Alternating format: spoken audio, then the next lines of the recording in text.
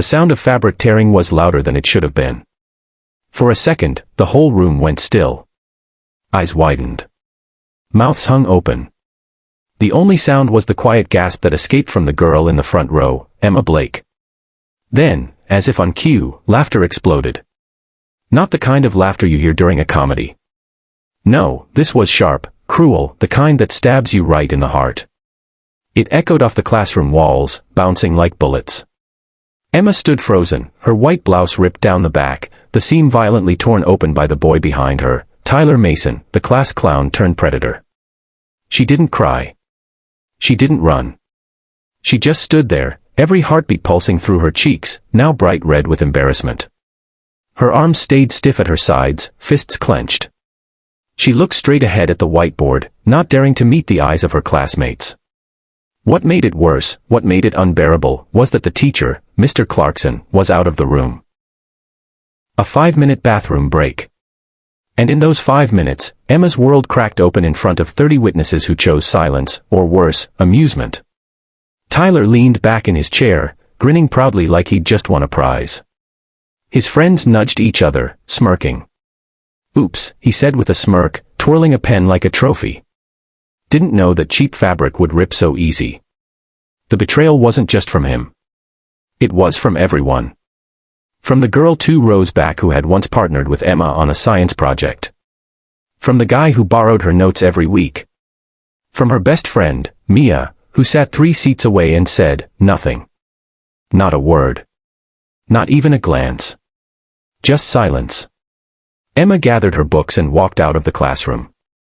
That afternoon, she didn't go home. Instead, she found herself in the girls' bathroom on the 2nd floor, the one no one used because the lights flickered. She stood in front of the mirror and stared. Her reflection looked the same. Brown eyes, pale skin, soft freckles, and long hair tied neatly back. But something inside had shifted. A quiet girl. That's what they all thought of her. The one who never raised her hand. Who spoke only when asked. Who wore the same faded sneakers every day and sat in the back during lunch. To them, she was invisible, until they decided to make her a target. But Emma wasn't born quiet. She became quiet. After her parents' messy divorce. After switching schools 3 times.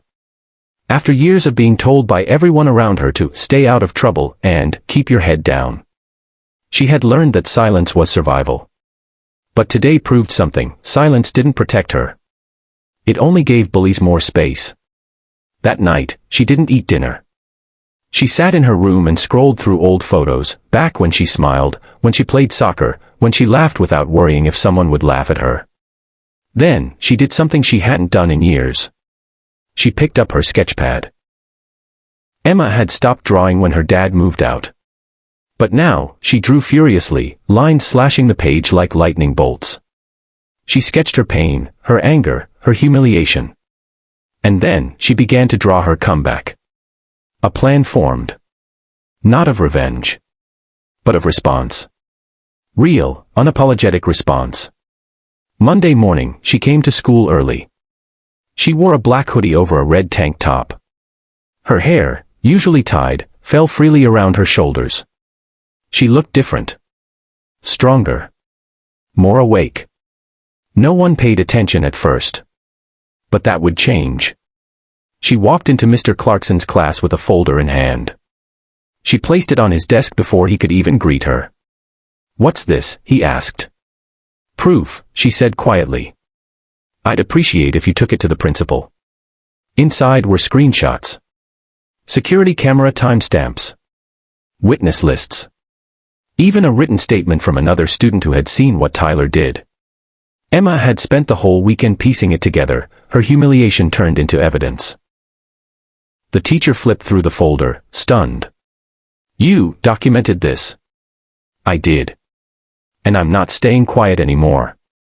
Tyler was called to the office before 2nd period. By 3rd, the whispers started. By lunch, the truth was out. A 2-week suspension. A formal record. And a phone call home. But that wasn't what left the school silent. It was what Emma did next. She stood up during Friday's school assembly. Normally, she wouldn't even attend it. But now, she stood on that stage in front of hundreds of students and spoke. "I was humiliated in front of all of you," she said, voice steady. "And not because of what was done to me, but because no one did anything to stop it. You could have heard a pin drop. I don't want pity. I don't want revenge. But I want you to understand, when you stay silent, you become part of the bullying. And to every quiet kid out there, you're not weak. You're not invisible. And your voice matters. Even if it shakes when you use it." A few clapped. Then more. Until the whole gymnasium echoed with applause. Emma didn't become popular after that. She didn't need to. But something changed. Students started greeting her in the halls. One girl came up to her and said, "Thanks. That happened to me once. I never said anything." Her art teacher offered to feature her sketches in the school newsletter. She got invited to join a student-led anti-bullying committee.